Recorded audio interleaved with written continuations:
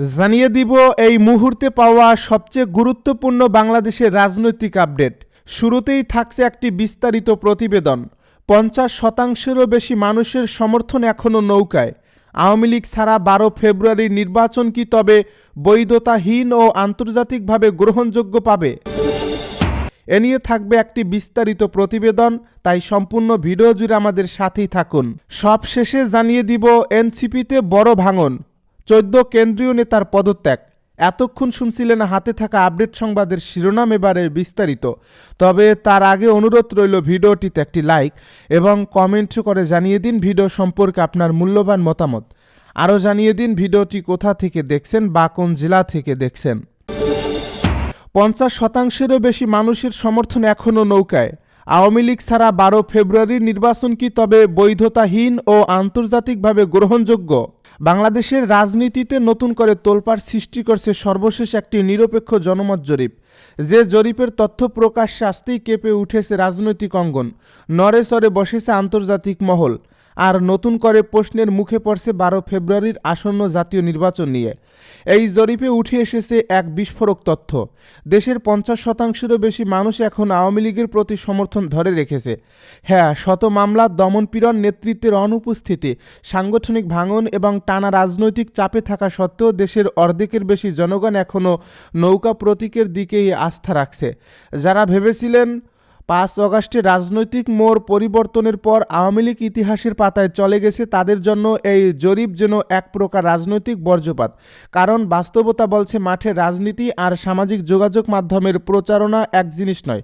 এই জরিপে সবচেয়ে বেশি সমর্থন পাওয়া গেছে গ্রামীণ অঞ্চল, প্রান্তিক জনগোষ্ঠী, কৃষক, শ্রমজীবী মানুষ এবং নিম্ন মধ্যবিত্ত শ্রেণীর মধ্যে।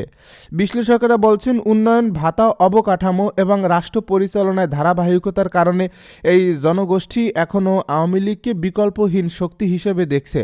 এখন প্রশ্ন উঠছে, যদি দেশের অর্ধেকের বেশি মানুষ একটি রাজনৈতিক দলের পক্ষে থাকে, তাহলে সেই দলকে বাদ দিয়ে নির্বাচন করলে সেটিকে কি আদৌ গণতান্ত্রিক নির্বাচন বলা যায়? এই প্রশ্নের উত্তর খুঁজতেই এখন আন্তর্জাতিক মহলও তৎপর।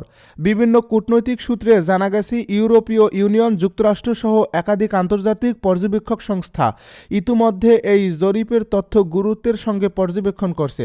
রাজনৈতিক বিশ্লেষকদের স্পষ্ট ভাষায় সতর্ক বার্তা, আওয়ামী লীগ ছাড়া অনুষ্ঠিত কোনো নির্বাচনে জাতীয় বা আন্তর্জাতিকভাবে পূর্ণ বৈধতা পাবে না। গণতন্ত্রের মূল ভিত্তি হলো জনগণের পছন্দ, আর যদি জনগণের অর্ধেকের বেশি যে দলকে চায় সেই দলকে নির্বাচন থেকে বাইরে রাখা হয়, তবে সেটি আর নির্বাচন নয়, সেটি একতরফা ক্ষমতা দখলের প্রক্রিয়া। বিশ্লেষকেরা আরও বলছেন, একটি বড় রাজনৈতিক দলকে নিষিদ্ধ করা বা কৌশলে নির্বাচনের বাইরে ঠেলে দেওয়া আদতে গণতন্ত্র নয়, বরং তা একনায়কতন্ত্রের দিকেই ইঙ্গিত করে। এই প্রেক্ষাপটে ১২ ফেব্রুয়ারি নির্বাচন এখন গভীর অনিশ্চয়তার মুখে। প্রশ্ন উঠছে, এই নির্বাচন কি আদৌ আন্তর্জাতিক স্বীকৃতি পাবে? এই সংসদ কি বিশ্বের কাছে গ্রহণযোগ্য হবে? এই সরকার কি জনগণের ম্যান্ডেট নিয়ে ক্ষমতায় আসতে পারবে?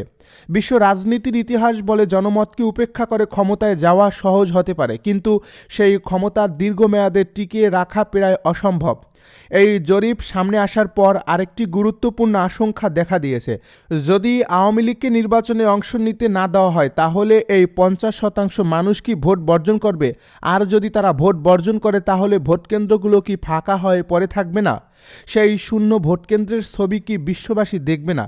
কূটনৈতিক বিশ্লেষকেরা বলছেন, ফাঁকা ভোটকেন্দ্র আর কম ভোটার উপস্থিতি হলে নির্বাচনের মৃত্যু ঘণ্টা। এটি শুধু একটি সরকারের বৈধতাই নয়, পুরো রাষ্ট্র ব্যবস্থার বিশ্বাসযোগ্যতাকে প্রশ্নবিদ্ধ করে। এই জরিপের আরেকটি গুরুত্বপূর্ণ দিক হলো, এটি আওয়ামী লীগের নীরব ভোট ব্যাংকের ইঙ্গিত দিচ্ছে। যারা প্রকাশ্যে কথা বলেন না, যারা সামাজিক যোগাযোগ মাধ্যমে সক্রিয় নন, কিন্তু ভোটের দিন ব্যালট বাক্সে সিদ্ধান্ত দেন, এই মানুষগুলোই এখন আওয়ামী লীগের শক্তি। রাজনৈতিক বিশ্লেষকদের মতে এই নীরব শক্তিকেই হয়তো দীর্ঘদিন অবমূল্যায়ন করা হয়েছে, কিন্তু নির্বাচনের দিন তারাই বড় চমক দিতে পারে।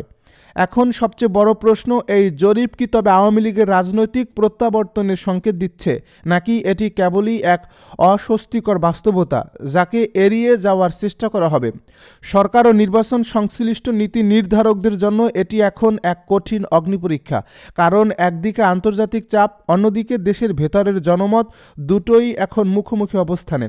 যদি এই বাস্তবতাকে অস্বীকার করা হয় তাহলে সামনে অপেক্ষা করছে দীর্ঘমেয়াদী রাজনৈতিক অস্থিতিশীলতা।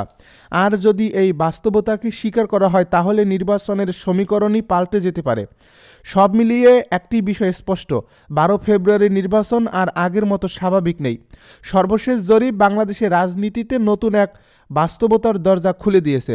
এখন প্রশ্ন একটাই, এই বাস্তবতার মুখোমুখি হয়ে সিদ্ধান্ত বদলাবে কারা, নাকি ইতিহাস আবারও সাক্ষী থাকবে জনগণের কণ্ঠ উপেক্ষা করে নেওয়া এক আত্মঘাতী রাজনৈতিক সিদ্ধান্তের?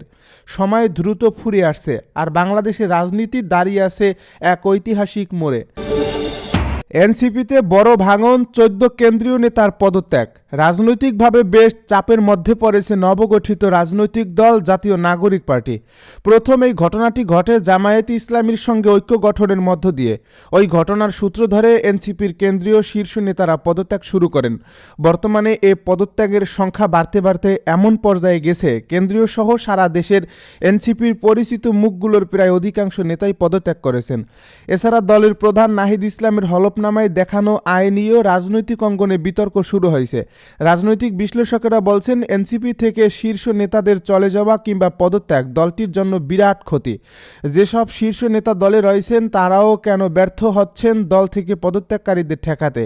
এদিকে রাজনৈতিক অঙ্গন ছাড়াও জুলাই অভ্যুত্থানে সম্পৃক্ত যোদ্ধা, শহীদ পরিবার ও আহতদের অনেকেই বলছেন, জামায়াত ইসলামীর সঙ্গে নির্বাচনী সমঝোতায় যাওয়ার পর থেকেই একের পর এক কেন্দ্রীয় শীর্ষ নেতা থেকে শুরু করে বিভিন্ন জেলা ও বিভাগীয় শহরের শীর্ষ নেতারা পদত্যাগ করছেন। আবার দলের শীর্ষ নেতাদের অনেকেই দলের এমন সিদ্ধান্তকে প্রত্যাখ্যান করে নির্বাচনী কার্যক্রম থেকে সরে দাঁড়াচ্ছেন। জামায়াতের সঙ্গে জোট করাকে চরম আদর্শ বিরোধী ও রাজনৈতিকভাবে আত্মঘাতী সিদ্ধান্ত হিসেবে দেখছেন দলের একাংশ, যারা একের পর এক পদত্যাগ করছেন। অপরদিকে দলে থাকা শীর্ষ নেতাদের অনেকেই নিষ্ক্রিয় হয়ে পড়ছেন। বৃহস্পতিবার রাতে একরাশ ক্ষোভ ও অভিমান নিয়ে এনসিপি সব ধরনের পদ পদবি থেকে পদত্যাগ করেন দলটির অন্যতম প্রতিষ্ঠাতা সদস্য, মুখপাত্র, যুগ্ম সদস্য সচিব ও মিডিয়া সেলের প্রধান মুশফিক উস সালেহীন। পলিসি অ্যান্ড রিসার্চ উইংয়ের কো-লিড হিসেবেও দায়িত্ব পালন করছিলেন তিনি। একই দিন পদত্যাগ করেন দলটির কেন্দ্রীয় যুগ্ম মুখ্য সমন্বয়ক খান মোহাম্মদ মুরসালিন। এদিকে শুক্রবার বেশ কয়েকজন এনসিপি নেতার সঙ্গে আলাপকালে জানা যায়, দল থেকে পদত্যাগের সংখ্যা লাফিয়ে লাফিয়ে বাড়বে। দ্রুত সময়ের মধ্যে আরও যারা পদত্যাগ করবেন তারা নিজেদের মধ্যে আলাপ আলোচনা করছেন। ইতিমধ্যে পদত্যাগ করা শীর্ষ নেতাদের অনেকেই বলছেন, যে দলটি জুলাই অভ্যুত্থান তথা ছাত্র জনতার শহীদি রক্তের উপর দাঁড়িয়ে গঠিত হলো, সেই দলটি জুলাই যোদ্ধা তথা সাধারণ মানুষের সঙ্গে ভাওতাবাজি করছে। অপরদিকে 1 জানুয়ারি রাতেই পদত্যাগের বিষয়টি নিশ্চিত করেছেন এনসিপির যুগ্ম আহ্বায়ক খালেদ সাইফুল্লাহ। তিনি দলটির পলিসি ও রিসার্চ উইংয়ের প্রধানের দায়িত্বও ছিলেন। তিনি ঢাকা বিশ্ববিদ্যালয়ের আইন বিভাগে পড়াশোনা শেষে যুক্তরাজ্যের অক্সফোর্ড বিশ্ববিদ্যালয়ের স্নাতকোত্তর করেছেন। এনসিপি গঠনের পর থেকেই তিনি দলটির পলিসি ও রিসার্চ বিষয়ক যাবতীয় কাজ করে আসছিলেন। খালেদ সাইফুল্লাহ ডাক্তার তাসনিম জারার স্বামী। ডাক্তার তাসনিম জারাও 28 ডিসেম্বর এনসিপির জ্যেষ্ঠ যুগ্ম সদস্য সচিবের পদ থেকে পদত্যাগ করেন। ঢাকা 9 সংসদীয় আসনে এনসিপির মনোনীত প্রার্থীও ছিলেন তিনি। এনসিপি থেকে পদত্যাগের পর স্বতন্ত্র প্রার্থী হিসেবে ঢাকা 9 আসনে নির্বাচন করছেন তিনি।